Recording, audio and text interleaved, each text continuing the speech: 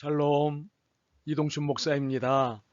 오늘도 여러분의 삶이 주님의 평안으로 가득하시길 기원하며 하나님의 말씀을 나누겠습니다.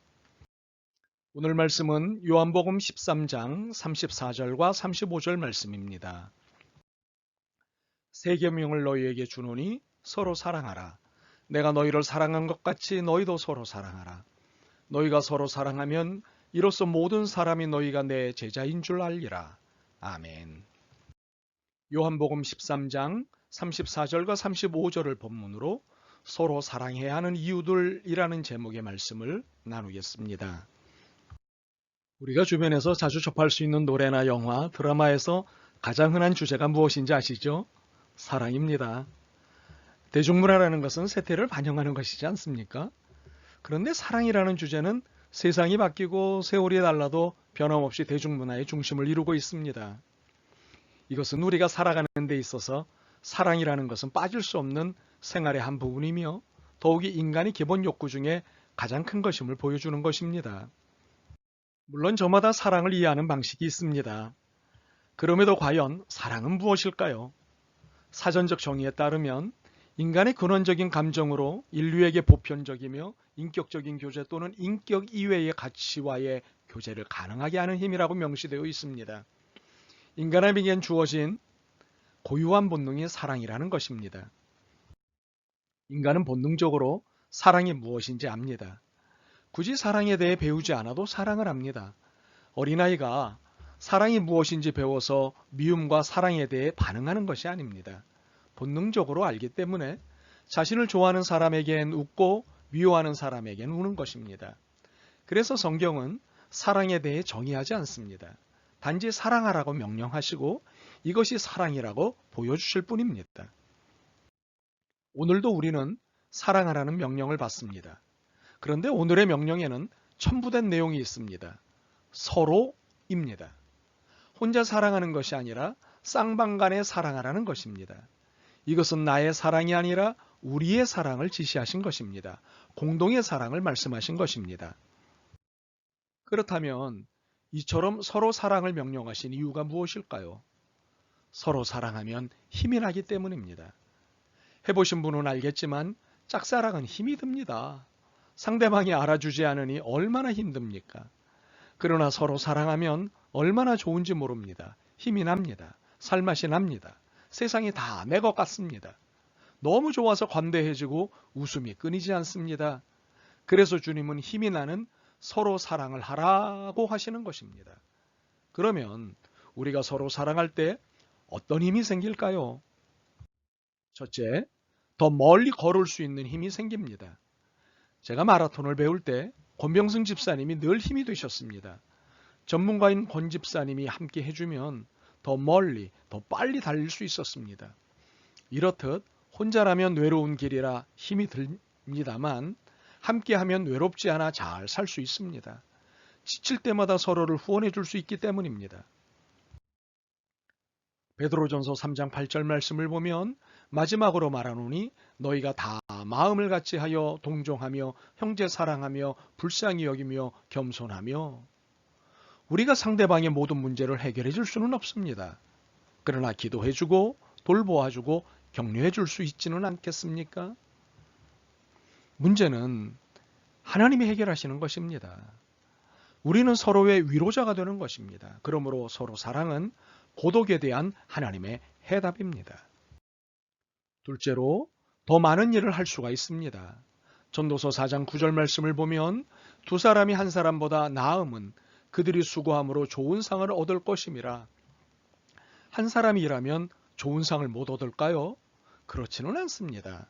그러나 주님은 혼자 일하지 말고 함께 일하라고 하셨고 함께 일함에 대해 더 좋은 상을 주시겠다고 하셨습니다. 성경에 보면 모든 이들이 함께 일했습니다. 모세는 아론과 함께 일했습니다. 여호수아는 갈렙과 함께 일했습니다. 바울과 디모데가 함께 일했습니다. 더욱이 예수님과 제자들이 함께 일했습니다. 함께 일할 때 놀라운 역사가 일어났습니다. 세상을 바꾸는 역사가 일어났습니다. 여기서 함께 일한다는 것은 함께 사랑한다는 것의 동의어와 같습니다. 그러므로 서로 사랑은 피로나 지침을 해소할 수 있는 방법에 대한 하나님의 해답입니다. 셋째로, 패배와 실패의 소지를 많이 줄일 수 있습니다. 우리 모두에게는 각자의 맹점이나 약점들이 있습니다. 그런데 나에겐 약점인데 상대방에겐 강점입니다. 그러므로 함께 하게 되면 나의 약점이 강점으로 보완되는 것입니다. 그래서 패배와 실패의 소지를 줄일 수 있게 됩니다. 빌립보서 2장 4절 말씀을 보면 각각 자기 일을 돌볼 뿐더러 또한 각각 다른 사람들의 일을 돌보아 나의 기쁨을 충만하게 하라. 서로의 약점을 보완해 줄 때 실패의 소지는 줄어들고 성공의 확률이 높아질 수 있는 것입니다. 전도서 4장 12절에 보니까 한 사람이면 패하겠거니와 두 사람이면 맞설 수 있나니 세 겹줄은 쉽게 끊어지지 아니하느니라. 우리나라 사람들은 참 성경적이지 않습니까? 돼지고기를 먹을 때 삼겹살을 최고로 찌지 않습니까? 함께함의 삼겹살은 우리의 실패를 줄여줍니다. 그러므로 서로 사랑은 절망을 넘는 것에 대한 하나님의 해답입니다. 넷째로, 그리스도를 증거하는 일에 능력을 더하게 됩니다.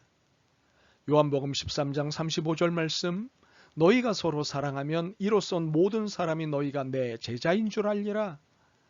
하나님께서는 대사명을 이루시기 위해 성령님만을 주신 것이 아닙니다. 우리에게 서로를 주셨습니다. 우리가 서로 사랑할 때 세상은 우리가 예수님의 제자인 것을 알거나 인정하게 됩니다. 이렇게 될 때 그들은 우리가 전한 복음을 받아들일 것입니다.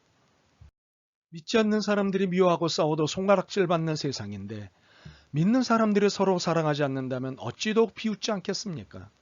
한국교회 복음의 역사가 저하되고 있는 이유 중 큰 것이 어느 날부터인가 교회가 세상 법정에 교회 문제를 맡기고 나서부터입니다.